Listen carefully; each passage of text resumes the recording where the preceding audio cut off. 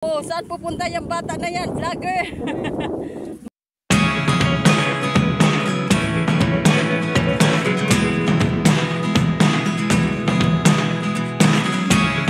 Never really know what's going on. Look at me sometimes like all you want to do is run. Hear me out, hear me out. Good day everyone! Now, mamamasyal po tayo dito sa Dipolog Boulevard. And later on, I will give you some information about Dipolog Sunset Boulevard. And I hope that you will enjoy watching this video until the end. So here we go! Yasin! What happened, Yasin? Oh, ala init? You want to go to the water? Come.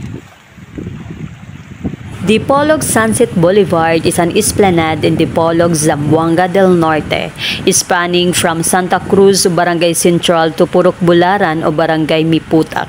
It is equipped with basketball courts and playground park. It is also the site of the annual Pagsalabok Festival, Dahonog Festival, and other similar events, motor company trade shows, and sporting events like marathons. And of course, we can go swimming here and do picnic with our family and friends, so let's enjoy.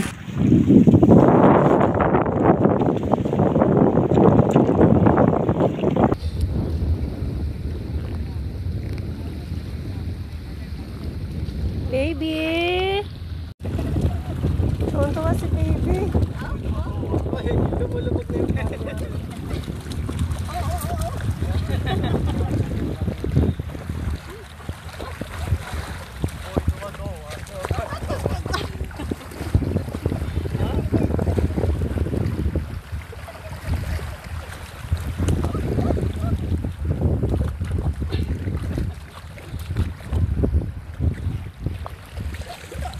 This is the Dipolog City Boulevard at night. It became a place for leisure walks, physical fitness, family bondings, and a venue for festivals.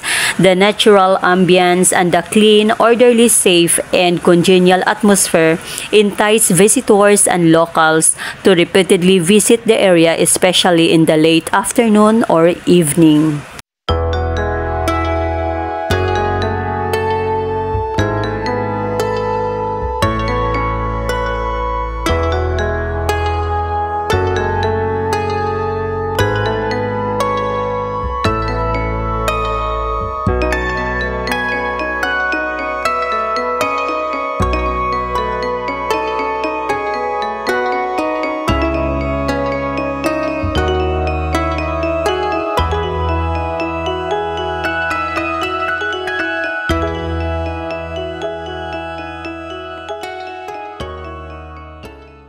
This is one of the programs of the Dahonog Festival here in the city last October 2024.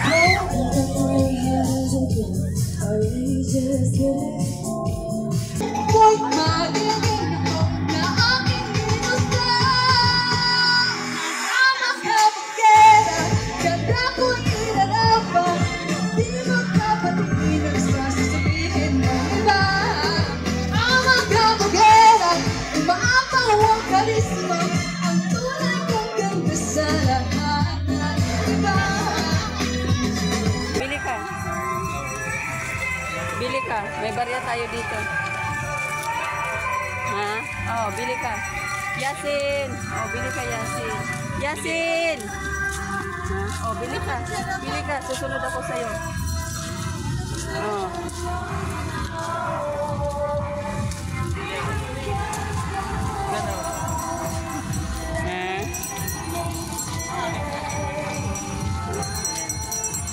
Oh, bili ka na.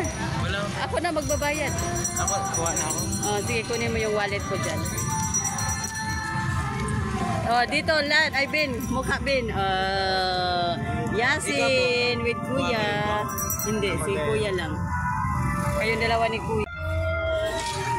Yasin! Ayan o, ayan o. Ay, uy! Nanabdapa na. Yasin! Sintunog naman dito yung pinapagin. Yung mga kuya niya mga Grabe naman kayo. Grabe naman kayo kay Yasin. Nagalit ba't nagalit yan? Gusto niya buhatin tong ano kanina, upuan. And now, let's go to Bularan in Dipolog or Dried Fish Hub in Dipolog City. It is situated nearby the Dipolog Sunset Boulevard. Here, I will show you how the dried fish is processed. And of course, I will tell you some stories because it is also a part of our childhood days with my sisters and I. And here we go.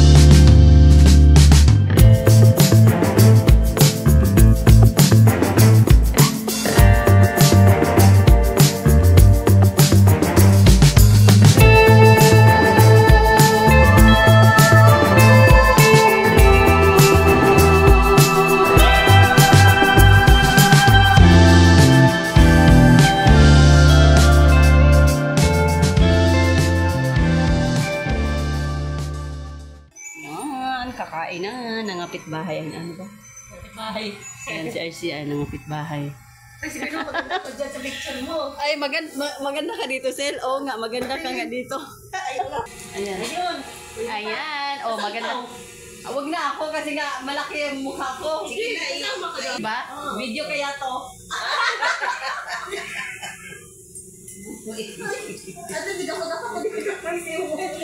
I-upload ko to sa YouTube na ako. Video yan. Oh, hi. Picture. Oh, ayan po. Dito kami kakain. Nakikikain kami kay auntie. Oh, yan. Video yan, Sel. Kala mo ano. Oh, ayan si RCR. Oh, hi po diyan. Ayan na, tapos na kaming kumain, kaya bibili na tayo ng tuyo. Punta na tayo dun sa Bularan. Sa una, mamulad man mi dire, mga gagmay pa mi. Magbisaya na lang ta kay dito kay Tagalog ba. Kung sa Tagalog sa pamulad, mabilad. Ay, magbibilad ba? Magbibilad, parang ganon. Kanina bahay to. So, ayan. So, ayan. Papunta tayo dun sa Bularan. Bularan, ibig sabihin, bilaran ng ano, bilaran ng mga fish, dried fish. O, ayan si RCR. Kaway-kaway. O, diba? Ang ano eh, no? Ang ingay ko eh, no? So, yan. So, bibili tayo ng tuyo. Yung, alam mo yung bilaran ng mga tuyo. Yung bularan. So, diba? So, ganun siya. So, ayan si RCR. So, papunta tayo dun ganyan. O, diba? Lakad-lakad lang tayo. Pagpasensyahin na yung ano ko, vlog ko. Kasi, ano eh, gala-gala lang. Ah, diba? So, here we go. Maghanap ng bulad. So,